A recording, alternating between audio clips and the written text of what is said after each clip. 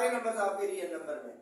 तो अगर p of t इसकी इक्वल है तो क्या ये आपका ऊपर क्वेश्चन है कि determine if the given set is a subspace of Pn, तो क्या ये nth पॉलिनोमियल का सबस्पेस है कि नहीं? Pn का मतलब है nth टर्म पॉलिनोमियल, ये पॉलिनोमियल Pn का सबस्पेस है कि नहीं? अगर a आपका क्या है रियल नंबर है तो देखिए मैं आपको बता रहा हूँ, पहले कंडीशन इस पे अप्लाई करते हैं, इसका सॉल्यूशन है क्वेश्चन नंबर 5 का।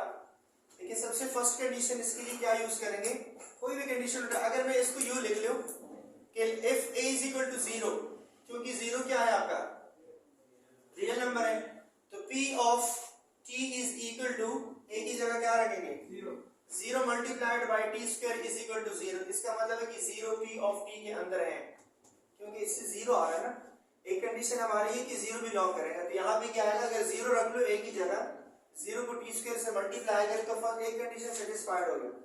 सेकंड कंडीशन, आप किसी भी कंडीशन को आगे या बाद में रख ले, कोई इशू नहीं है। अब सेकंड कंडीशन क्या है कि if u belong to p of t and v belong to p of t, then u plus v belong to p of t, ये भी होना चाहिए।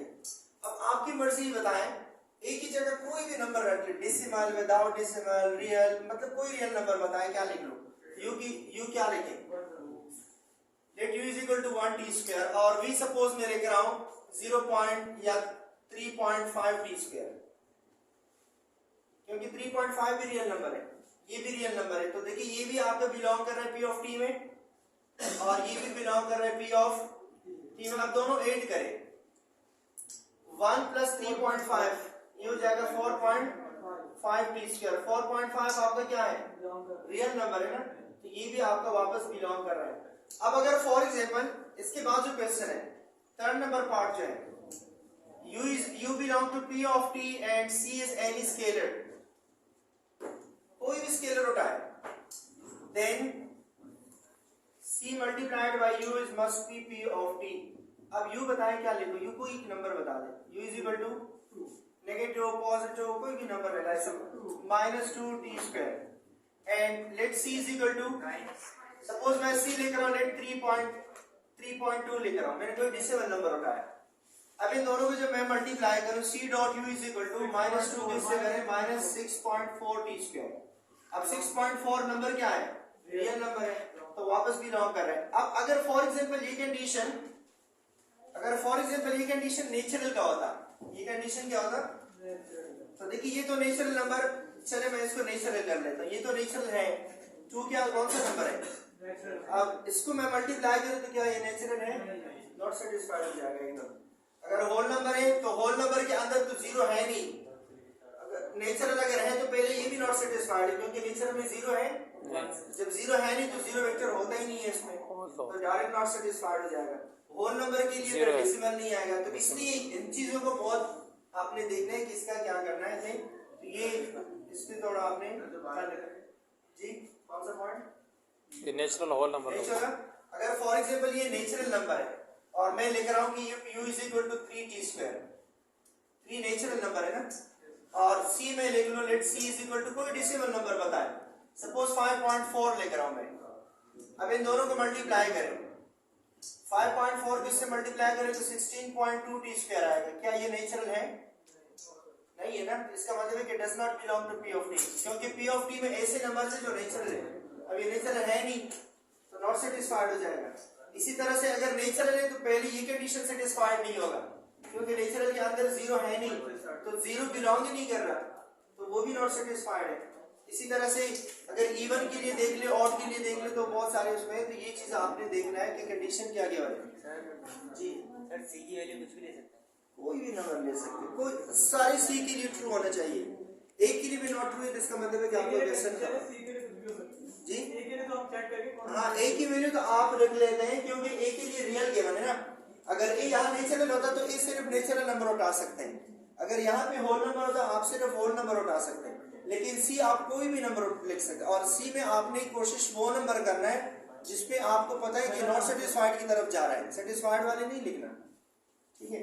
अच्छा, इसी तरह से अब यही क्वेश्चन है, question number 6, all polynomials of the form p of t equal to a plus t square, यहाँ पे प्रोडक्ट है, यहाँ पे प्लस से, तो क्या ये वेक्टर स्पेस होगा क्या? सॉरी सबस्पेस, हाँ सबस्पेस होगा ये। होगा सर। ये क्या सबस्पेस पॉसिबल है? क्योंकि इसमें भी एक रियल नंबर है। सही है। सिर्फ प्रॉब्लम ये है यहाँ प्रोडक्ट है, ये प्लस है। होगा सर, होगा, सेम चीज़ होगी क्योंकि रियल नंबर। अच्छा आप देखिए, मैं आपको बता रहा हूँ ये नॉट सबस्पेस है, लेकिन क्यों नॉट सबस्पेस है? मैं डायरेक्ट उसी पॉइंट पे जा रहा हूँ। इसमें जीरो वेक्टर बिलोंग ही नहीं करेगा, जीरो वेक्टर बिलोंग नहीं करेगा। आप एक ही जगह कोई नंबर बताए चले, अगर फॉर एग्जांपल एक ही जगह में जीरो भी लिख लो तो टी स्क्वायर तो वापस क्या आएगा? T square. जीरो नहीं आ रहा है इससे। अगर इसकी जगह आप कोई भी नंबर लिख लीजिए क्योंकि प्लस में है, इसमें तो प्रोडक्ट है, जीरो टी स्क्वायर से मल्टीप्लाइड हो जाए तो क्या आएगा? जीरो आएगा। लेकिन यहाँ पे क्या है?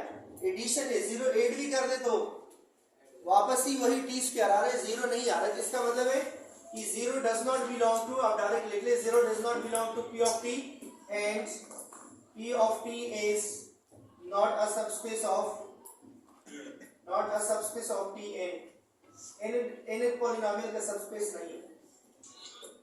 ये आपका आंसर आ जाएगा। अब इसके बाद जो है ये क्वेश्चन नंबर 7 है, all polynomials of degree at most 3 with integers.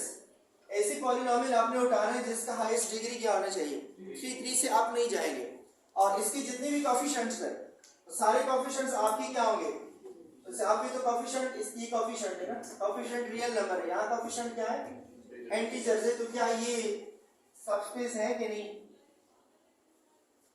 और कैसे चेक करेंगे?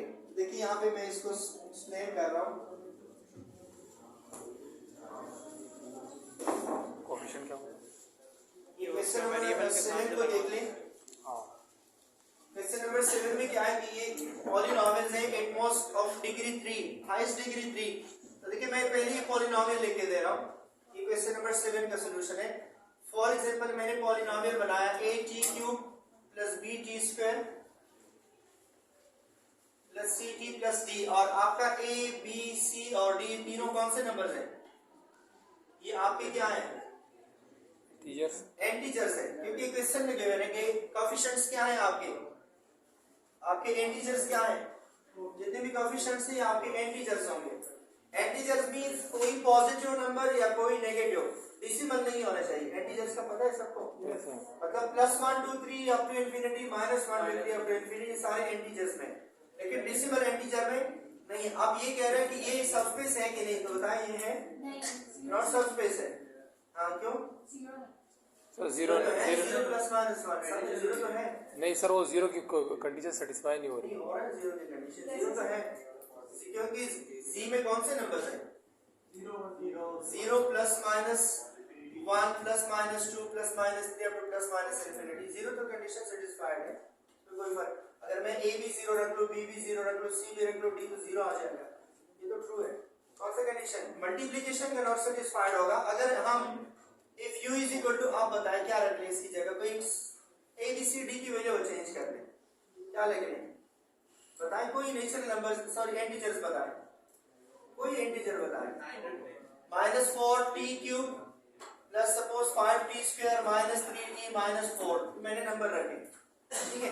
जरूरी कि यहाँ क्यूब से शुरू करें। इन्होंने लिखा एट मोस्ट 3, इससे स्मॉल भी जा सकता है, सिर्फ ये भी लिख सकते हैं कि -4t³ बस, ये भी पॉलिनोमियल ऑफ डिग्री 3 है। ये भी लिख सकते हैं कि -3t + 4, दिस इज इनफ। मतलब इससे हाई नहीं जाना, स्मॉल जरूरी कि सारे लिख लेंगे, मेरे पूरे लिख दें ताकि प्रॉब्लम ना हो। मैंने ये हम नहीं उठाया। और ये कौन सा है आपका? p ऑफ t, क्योंकि ये सारे इंटीजर्स हैं। अब अगर c मैं लिख लूं सिंपल 0.3 लिख लूं या कोई डेसिमल नंबर लिख लें, इसके साथ मल्टीप्लाई करें तो ये क्या हो जाएगा? ये हो जाएगा -1.2 + 1.5 -0.9 -1.2। क्या ये इंटीजर्स हैं? These are not integers। इसका मतलब है this is not belong to p of t, क्योंकि अब इसकी कोएफिशिएंट्स, आपने कोएफिशिएंट देखना है। These coefficients are not integer। इसका मतलब है कि ये p of t के अंदर लाई नहीं कर रहा। तो आप लिखेंगे कि this is not a, p of t is not a subspace of Pn। आपके n पॉलिनोमियल के ये सबस्पेस नहीं है क्योंकि कंडीशन सेटिस्फाइड नहीं हो रहा, ठीक है। अब ये लास्ट क्वेश्चन आप लोगों ने करना है, बहुत इजी क्वेश्चन है सब। p of 0 = 0, अब ये जितनी भी पॉलिनॉमियल है p of 0 equal to 0 form के, तो क्या ये सबस्पेस है कि नहीं? ये लिख ले और इसको चेक कर देखते हैं कौन ट्रू कर रहा है ये question. p of 0 equal to 0